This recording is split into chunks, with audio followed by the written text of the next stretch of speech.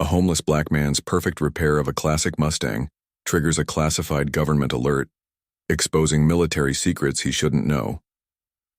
Marcus lives under a Detroit overpass, surviving on scraps and using mechanical skills he can't remember learning. When Special Forces operatives discover the car belongs to a dead agent, they realize Marcus possesses knowledge of Black Ops missions that were supposed to be erased from his mind.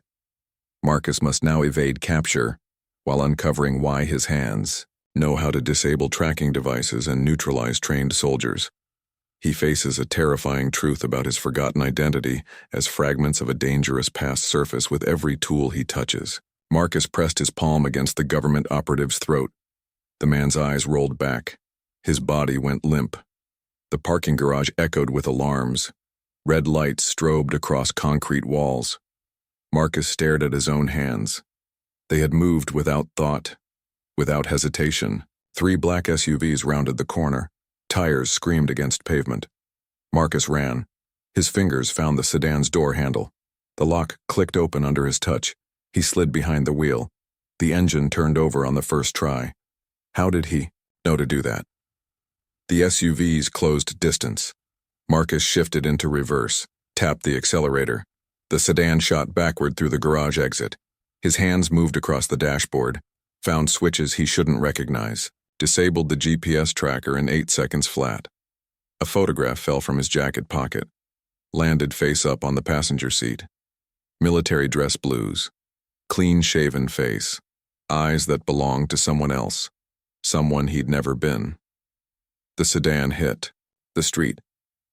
Marcus floored the accelerator and disappeared into Detroit traffic. 72 hours earlier, Marcus had been nobody. Just another shadow under the overpass, another forgotten face in a city full of them. The morning had started like all the others. Cold concrete, cardboard that never quite kept the wind out, the sound of traffic overhead that never stopped. He walked to the police impound lot like he did most days, looking for scrap metal, parts that might be worth something. The fence had a hole near the back corner. Marcus squeezed through. Rows of damaged cars stretched across cracked asphalt. Most were beyond saving, stripped clean by previous scavengers. Then he saw it, a 1967 Mustang fastback. Blue paint faded to primer, front end crumpled, rear window spiderwebbed with cracks. Something about the car called to him. Marcus walked closer, ran his fingers along the hood. The metal felt familiar under his touch. He popped the hood. The engine was intact. V8 still had all its parts. His hands moved without permission, traced fuel lines, checked compression, found problems he somehow knew how to fix. 3 hours later, the engine turned over. Marcus stepped back, stared at his grease-stained fingers. He couldn't remember learning about engines. Couldn't remember anyone teaching him to work with tools. But his hands remembered everything. Over the next week, Marcus returned to the car. Each visit, he fixed something new. Replaced brake pads with parts he scavenged. Rewired the electrical system. Patched holes in the body with metal from other wrecks. The work felt like breathing. Natural. Necessary. Tony Castellano noticed the change first. Tony ran the scrapyard next to the impound lot. Sold overpriced parts to desperate mechanics. He'd been bleeding Marcus dry for months. "Where you getting your supplies now?" Tony blocked the path to Marcus's makeshift camp under the overpass. Marcus kept walking. "Found what I needed." Nobody finds everything they need. Not working on something that complicated. "Car's not complicated." Tony grabbed Marcus's shoulder, spun him around. "Don't lie to me. I seen you working. That's professional grade restoration.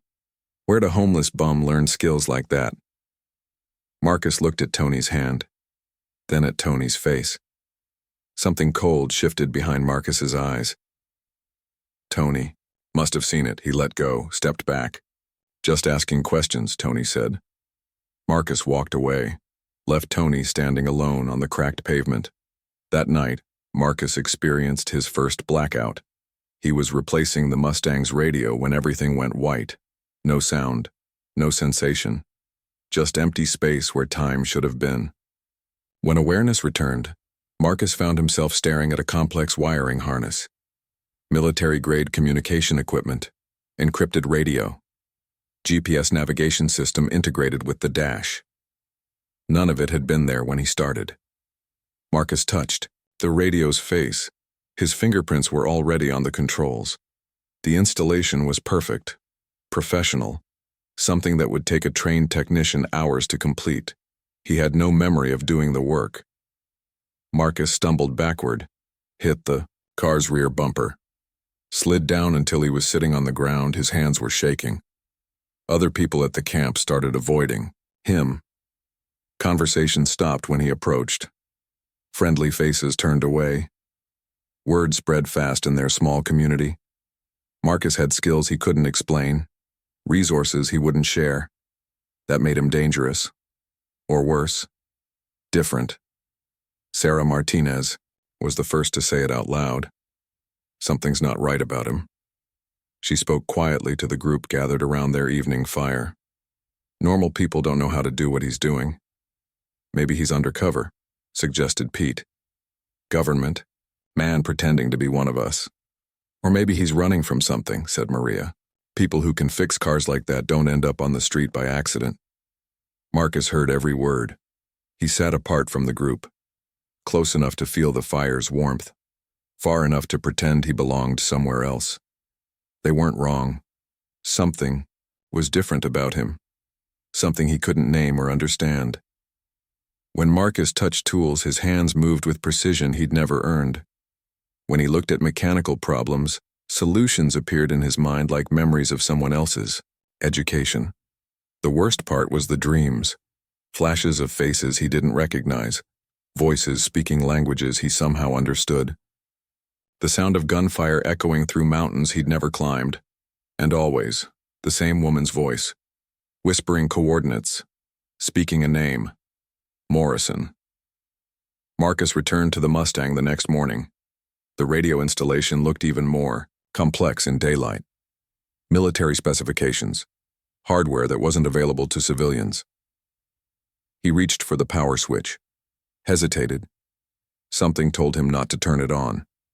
Some instinct that lived deeper than conscious thought. Marcus pressed the switch anyway. The radio hummed to life. Digital displays flickered. Then the unit began transmitting automatically. Encrypted data packets, burst communications, signal frequencies that belonged to classified government networks. Marcus stared at the radio, tried to turn it off. The switches wouldn't respond to his commands. 200 miles away, a classified monitoring station registered the transmission. Alert codes flashed across multiple screens. Priority alarms activated. The call sign belonged to Agent Sarah Chen, elite operative, killed in action 6 months earlier during a botched extraction in Eastern Europe. Her vehicle had just come online. Colonel Harrison took the call at his desk in Langley. The duty officer's voice was tight with confusion. "Sir, we have a problem. Dead agent's equipment is transmitting from Detroit." Harrison pulled Sarah Chen's file, studied her photograph, remembered the closed casket funeral, the medals presented to her family. "How long has the signal been active?" 18 minutes. Strong and steady, coming from the police impound yard on Michigan Avenue. Harrison closed the file, reached for his secure phone. "I need a surveillance team in Detroit, high priority. Someone has Sarah's gear." The surveillance footage arrived 6 hours later. High-resolution images captured from traffic cameras and satellite feeds.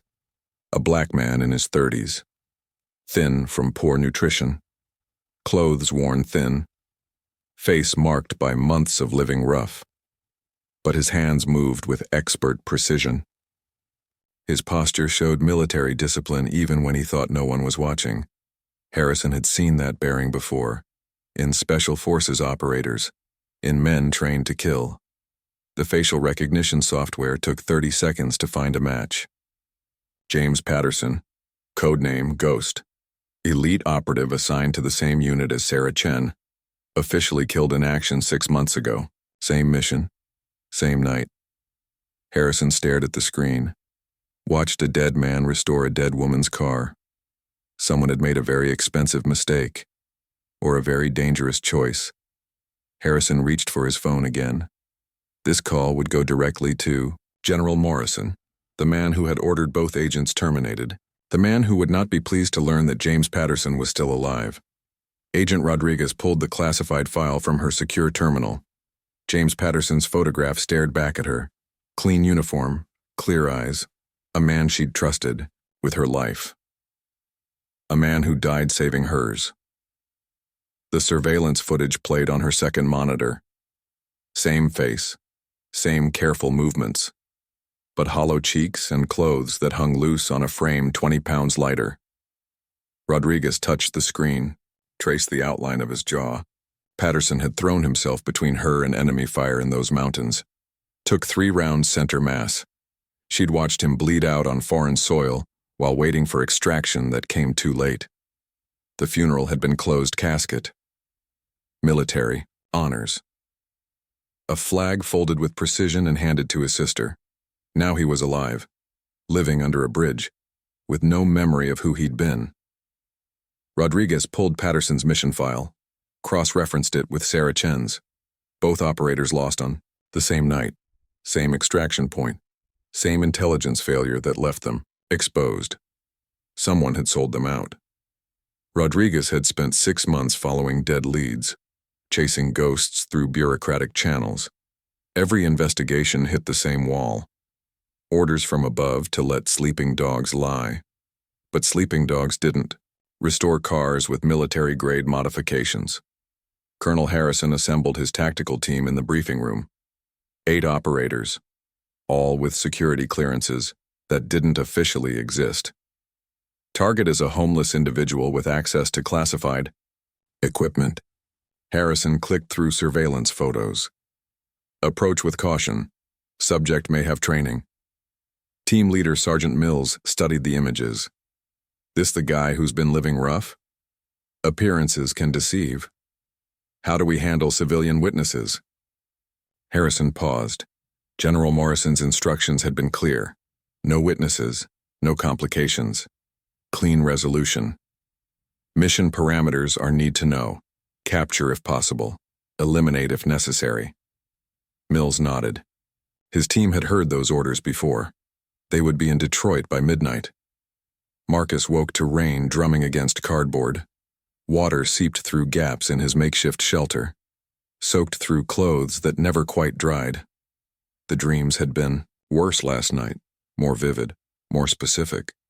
Sarah Chen falling backward, blood spreading across her tactical vest, her lips moving with words he couldn't quite hear. Marcus crawled from under the overpass, walked through puddles toward the impound lot. The Mustang waited where he'd left it. Engine clean, bodywork nearly complete. He slid behind the wheel, turned the key. The radio crackled to life automatically. Same encrypted transmissions, same military frequencies. Marcus reached for the power switch. His hand stopped halfway. Something felt wrong. The air tasted different, metallic, like the moment before lightning strikes. A woman approached the fence. Hispanic, mid-30s, moved like someone who knew how to handle herself. Marcus watched her climb through the gap, walk directly toward his car. She stopped 10 feet away, hands visible, non-threatening posture. You don't remember me? Marcus studied her face, searched for recognition that wouldn't come. Should I? We worked together, before. I've never worked with anyone. She took a step closer. Your name is James Patterson. You saved my life, in the mountains outside Sarajevo 6 months ago. Marcus felt something shift behind his eyes. A door opening onto darkness. I don't know what you're talking about. The scar on your left shoulder, shrapnel from a grenade. You got it covering our retreat. Marcus's hand moved instinctively, touched the raised tissue under his shirt, a wound he couldn't remember receiving. How do you know about that? Because I was there when it happened.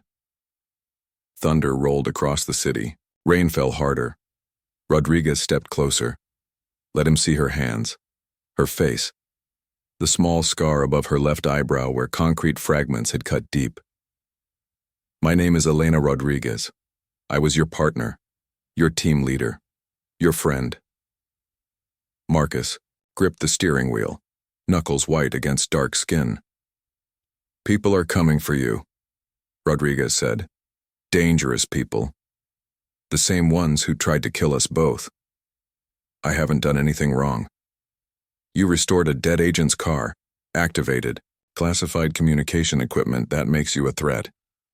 Marcus looked at the radio. Its displays flickered with data he couldn't read. "I don't understand any of this." "Your memory was altered, surgically. Someone wanted you to forget who you were." "Why?" "Because you're the only witness to a betrayal that goes all the way. To the top." Rain hammered the Mustang's roof, created a barrier of sound around them. Rodriguez opened the passenger door, slid inside. "Sarah Chen was your friend too. She died trying to expose a weapons trafficking operation. Someone in our own command structure sold us out." Marcus closed his eyes. Flashes of memory surfaced like debris after a storm. Mountain roads, muzzle flashes in darkness. Sarah's voice on the radio calling for extraction. A name whispered through static. Morrison. "General Morrison was our handler," Rodriguez continued. "He knew our position, our routes, our timeline. You think he betrayed the mission? I think he ordered it betrayed, then covered his tracks by eliminating witnesses."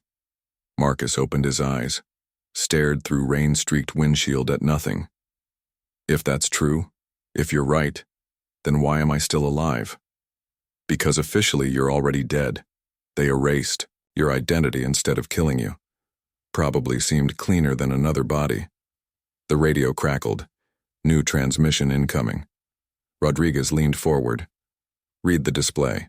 Military police frequency. They're coordinating a search grid, 4 teams, closing on this location." Marcus started the engine. "How long do we have?" "Maybe 10 minutes. "Where do we go?" Rodriguez pulled a pistol from her jacket, checked the magazine, slammed it. "Home. Somewhere we can figure out how to prove Morrison's guilt before his people kill us both." Marcus shifted into drive. The Mustang's engine growled. Through the rear window, he saw black SUVs turning onto Michigan Avenue, moving fast. No lights, no sirens. Professional hunters tracking wounded prey. Marcus pressed the accelerator.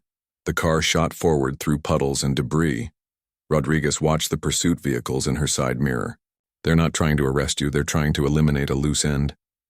"How do you know?" "Because that's what I would do." The Mustang hit the street. Tires found traction on wet asphalt. Behind them, the SUVs split formation. Professional. Maneuver. Designed to cut off escape routes. Marcus turned left, then right, threading through traffic with instincts he couldn't explain. His hands knew the car's limits, its capabilities, how much speed the engine could deliver, how tight the suspension could handle corners. Knowledge that belonged to someone else. Someone who'd trained on high-performance vehicles in classified facilities. Someone named James Patterson. Rodriguez keyed her radio. "This is Agent Rodriguez. I need priority contact with Deputy Director Walsh." Static answered, then silence. "They've cut our communications," she said. Marcus took another turn, checked his mirrors. The SUVs were still there, keeping distance, professional patience. "What do they want?" "To clean up Morrison's mess. You were supposed to stay buried, stay forgotten." "Maybe I should have." Rodriguez looked at him. Really looked. Saw exhaustion carved into his features. Resignation that came from months of surviving on scraps. "The man I knew wouldn't run from a fight. The man you knew is dead, has been for 6 months. No, he's just sleeping." Rain drummed against the roof, created rhythm like distant gunfire. Marcus felt something stirring, deep in his chest. Anger that had been buried under months of confusion, and fear. Sarah Chen's face flickered through his memory, clearer now, more detailed. Her smile, her laugh, the way she checked her weapon before every mission. the way she'd looked at him as life faded from her eyes. Rodriguez saw the change. The straightening of his shoulders, the tightening of his grip on the wheel. "There he is," she said quietly. Marcus checked his mirrors again. The SUVs had closed distance. "What's the plan?" Rodriguez smiled. It wasn't a pleasant expression. "We're going to remind General Morrison why he wanted you dead in the first place." Rodriguez guided Marcus through abandoned streets toward the industrial district. Empty factories stretched like broken teeth against gray sky, places where conversations couldn't be overheard. The Mustang's engine ticked as it cooled. Marcus sat motionless behind the wheel, staring at his hands. "Tell me about the mission," Rodriguez said. Marcus closed his eyes. Let the memories surface.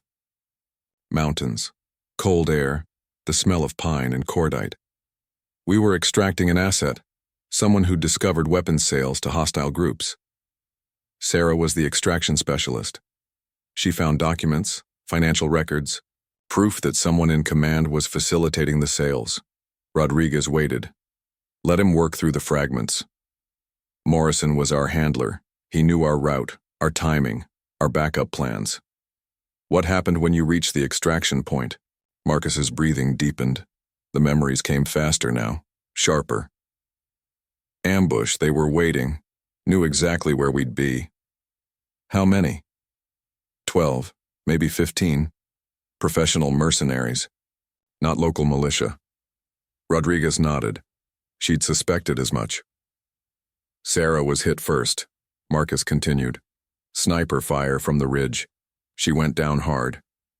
But she didn't die immediately. No, she held on, kept talking, gave me coordinates." "What coordinates?" Marcus opened his eyes, looked directly at Rodriguez.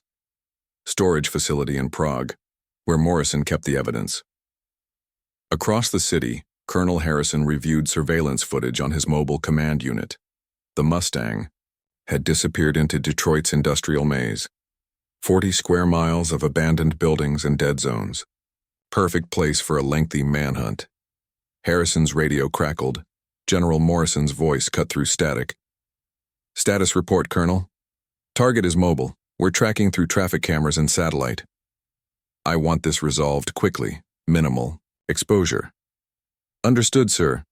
"Harrison, this individual is extremely dangerous. Former special operations, multiple tours. You will not underestimate him." Harrison studied Patterson's file again. Exemplary service record. Commendations for valor. Letters of recommendation from superior officers, including one from Morrison himself. "Sir, the subject's psychological profile indicates low probability of violent resistance.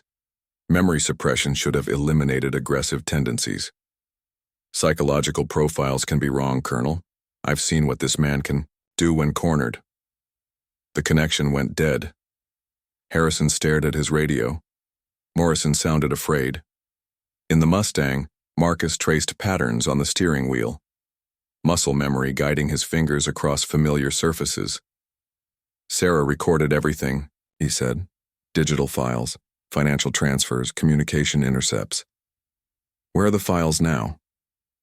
"Prague, hidden in a storage facility Morrison doesn't know about." Rodriguez pulled out her phone, began typing. "I have contacts in Eastern Europe, people who owe me favors.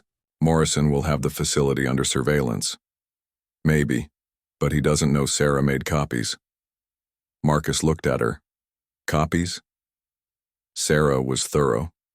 She sent duplicate files to 3 separate locations. Prague was just one.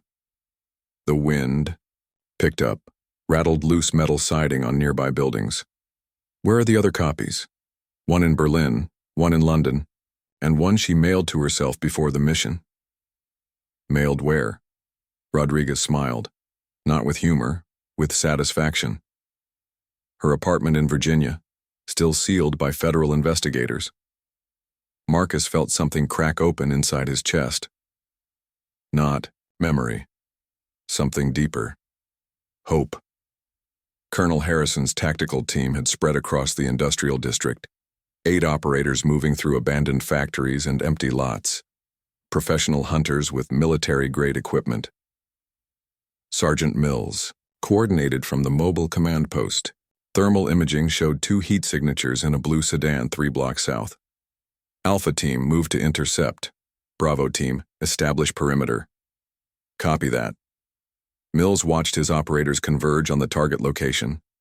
Clean, professional, by the book. His radio crackled. Different frequency, encrypted channel. Mills, this is Morrison, direct line. Mills glanced toward Harrison's position. The colonel was monitoring other frequencies. Yes, sir. Change of mission parameters. No, capture. Elimination only. Sir, Colonel Harrison's orders are superseded by mine. This is a national security matter. These individuals cannot be allowed to compromise ongoing operations. Mills felt ice form in his stomach. He'd received similar orders before, always for people who knew too much. Understood, sir. Mills. Make it clean, no witnesses, no evidence, the connection went dead. Mills looked at his tactical display. His operators were 30 seconds from contact. He reached for his radio, hesitated, then keyed the channel. All teams, hold position, maintain surveillance, do not engage. In the Mustang, Marcus felt the familiar weight of a weapon in his hand. Rodriguez had given him a backup pistol, standard issue, same model he'd carried on dozens of missions. His fingers found the magazine release, checked the chamber, performed safety procedures he couldn't remember learning. It's coming back, Rodriguez said. What? Your training, your instincts, the person you were. Marcus looked at the gun. It felt right in his grip, natural, like breathing. That scared him more than anything else. I don't want to be that person again. You might not have a choice. Through the windshield, Marcus saw movement, black-clad figures advancing through the rubble. Professional spacing, military discipline. They found us. Rodriguez checked her weapon. How many? 4, maybe 6. Hard to tell with the cover. Options? Marcus studied the terrain. Industrial ruins provided concealment but limited escape. Routes. The Mustang was fast but not bulletproof. We run or we fight. Running just delays the inevitable. Marcus felt familiar calm settle over him. Combat readiness. The mental state that had kept him alive through years of warfare. He didn't want to remember being that man. But that man might be the only one who could survive the next 10 minutes. Rodriguez. Yeah? If something happens to me, get those files, expose Morrison. Nothing's going to happen to you. Marcus looked at her. Really looked. Saw determination carved into features that had seen too much. Survived too much. You don't know that. I know you. The real you. Under all that memory suppression.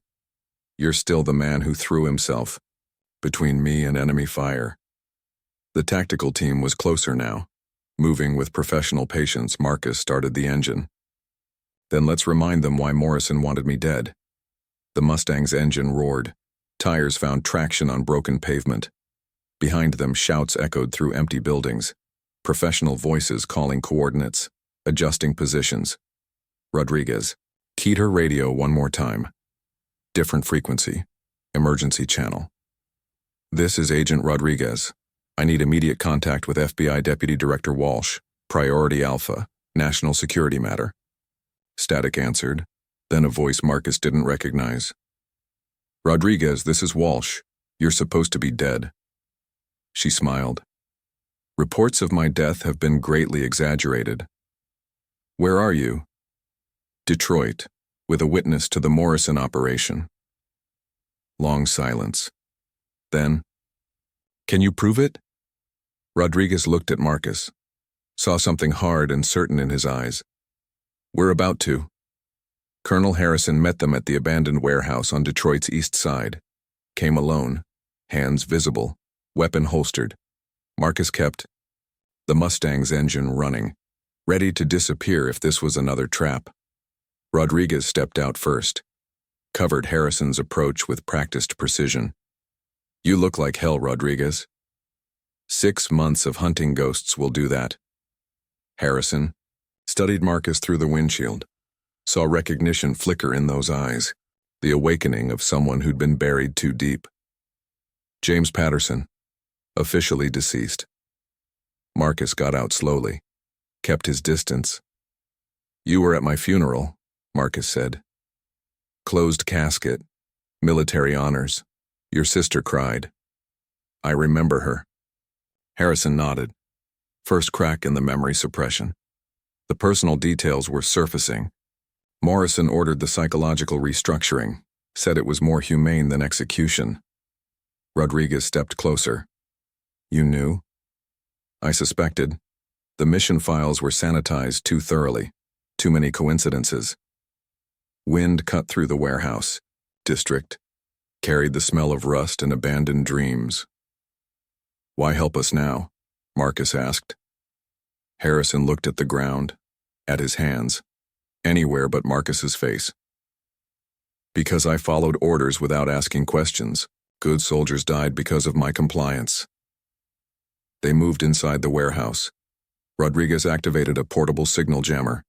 Their conversation would stay private. Harrison spread files across a makeshift table. Mission reports, financial records, communication logs.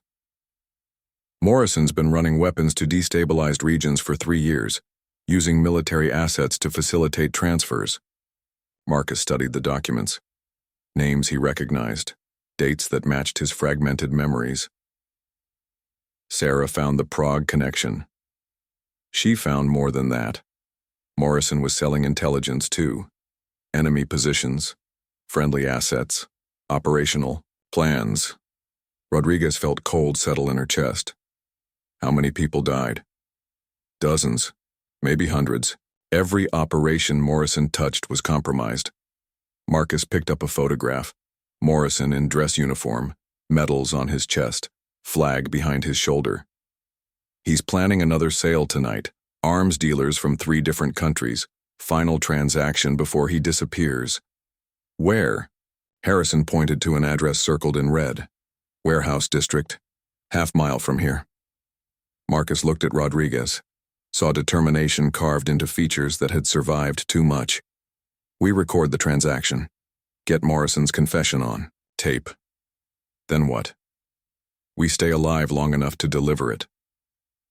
The warehouse where Morrison conducted his business sat between 2 abandoned factories. Loading docks, multiple exit routes, professional criminals' choice of venue. Marcus positioned the Mustang where they could observe the meeting. Rodriguez tested the recording equipment built into Sarah's car, military-grade surveillance system, digital storage, encrypted transmission capability. Sarah was thorough, Rodriguez said. She always was. 3 black sedans arrived at the warehouse, men in expensive suits, foreign accents, briefcases full of money. Morrison's limousine pulled up 20 minutes later. Through binoculars, Marcus watched his former commanding officer step out. Same bearing, same confidence, same man who'd sent them into that mountain ambush. "He looks older," Marcus said. "Guilt ages people. Or success." Rodriguez activated the recording system, directional microphones, high-resolution cameras, everything they'd need for evidence. The meeting began with handshakes, professional courtesy among criminals. Morrison opened his briefcase, pulled out a tablet computer, scrolled through classified documents. Next week's NATO exercises, complete operational plans, troop movements, supply routes. One of the buyers examined the files, nodded approval. "Payment? Half now, half on delivery." Money changed hands. Crisp bills in neat stacks.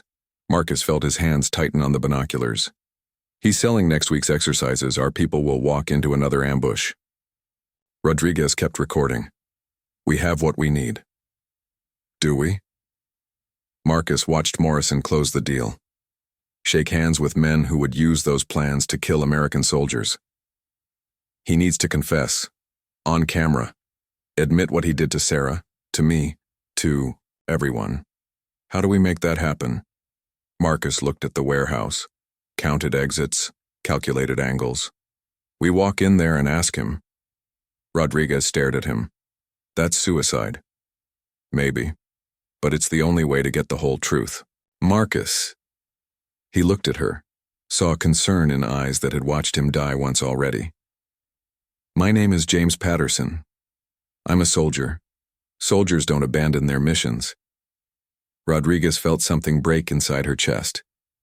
Recognition of the man she'd served with, the man she'd trusted, the man she'd mourned. Then we do this, together. They left the Mustang running, approached the warehouse through shadows and industrial debris. Marcus moved with remembered precision. Combat spacing, professional awareness, instincts that had kept him alive through years of warfare. The loading dock was unguarded. Overconfidence. Morrison believed his enemies were all dead. Marcus and Rodriguez slipped inside, found positions behind stacked cargo containers. Morrison was concluding his business. Final handshakes, professional pleasantries. Gentlemen, it's been profitable. The buyers headed for the exit. Left Morrison, alone with 2 bodyguards. Marcus stepped into the light, weapon drawn but not aimed. Morrison froze, stared at a ghost made flesh. Hello, General. Morrison's bodyguards reached for their weapons. Rodriguez appeared behind them, her pistol steady. Don't. The bodyguards hesitated. Professional killers. Calculating odds. Morrison raised his hand in stand down. He studied Marcus with clinical interest. The memory suppression was supposed to be permanent. Disappointing results. You were always hard to kill, Patterson. Marcus stepped closer. Let Morrison see his face clearly. Sarah Chen died. In my arms. She whispered your name. Sarah was idealistic, bad trait for a soldier. She was loyal. Good trait for a human being. Morrison smiled. Cold expression that never reached his eyes. Loyalty is expensive. I found more profitable. Alternatives. Rodriguez kept recording. Digital evidence of Morrison's confession. How many soldiers died because of your information sales? Morrison shrugged. War is business. I simply diversified my revenue streams. You betrayed your own country. I served my own interests, same as everyone else. Marcus felt familiar. Calm settled over him. Combat readiness. The mental state that had carried him through dozens of life or death situations. You have a choice, General. Confess everything on camera. Face trial. Accept responsibility. Or we do this the hard way. Morrison looked at his bodyguards. At Rodriguez. At Marcus. Calculated odds like the professional soldier he'd once been. You know I can't let you leave here alive. I know you'll try to stop us. The warehouse fell silent. Dust motes danced in shafts of light from broken windows. Morrison nodded to his bodyguards. What happened next took less than 10 seconds. Professional movements, trained responses, violence as precise as surgery. When it ended, Morrison's bodyguards were unconscious. Marcus and Rodriguez were unharmed. Morrison sat on the concrete floor, blood running from his nose. Record everything, Marcus told Rodriguez. She aimed the camera at Morrison's face. State your name and rank. Morrison looked at the camera, at his own reflection in the lens. General Robert Morrison, United States Army. Describe your involvement in illegal weapons sales. Morrison began talking. Names, dates, financial details. Everything they needed to dismantle his network. 20 minutes later, Rodriguez stopped. Recording. They left Morrison zip-tied to a support beam. Called FBI Deputy Director Walsh with their location. Federal agents would arrive within the hour. Marcus and Rodriguez walked to the Mustang, drove through empty streets toward downtown Detroit. What now? Rodriguez asked. Now Morrison faces trial. His network gets exposed. Justice gets served. I meant what happens to you. Marcus was quiet for several blocks, thinking about choices. about the man he'd been and the man he'd become. They reached the federal building. FBI vehicles surrounded the entrance. Deputy Director Walsh met them at the security checkpoint. Middle-aged woman with sharp eyes and no patience for games. Agent Rodriguez, Mr. Patterson. She studied Marcus with professional interest. We can offer you full reinstatement, back pay, restoration of your security clearance, your old life, back. Marcus looked at the offered credentials. James Patterson's military ID. His previous identity reconstructed and returned. Behind him lay 6 months of living rough, surviving on scraps, learning to be nobody. Ahead lay the structured world of military service, orders to follow, missions to complete. The life of a professional soldier. Marcus picked up the ID, studied his own photograph, then set it back on Walsh's desk. Thank you, but no. Walsh frowned. Mr. Patterson, you're a decorated soldier, a valuable asset. I'm also a free man. Marcus walked toward the exit. Rodriguez followed. Outside, the Mustang waited at the curb, engine running, ready for whatever came next. Rodriguez stopped beside the passenger door. Where to? Marcus looked at the city stretching around them. Endless possibilities. Unknown roads leading to uncertain destinations. For the first time in months, he smiled. Anywhere but back. And that is all to the story, for now. Please let me know where you are tuning in from. Perhaps we will create a story there. Consider liking this,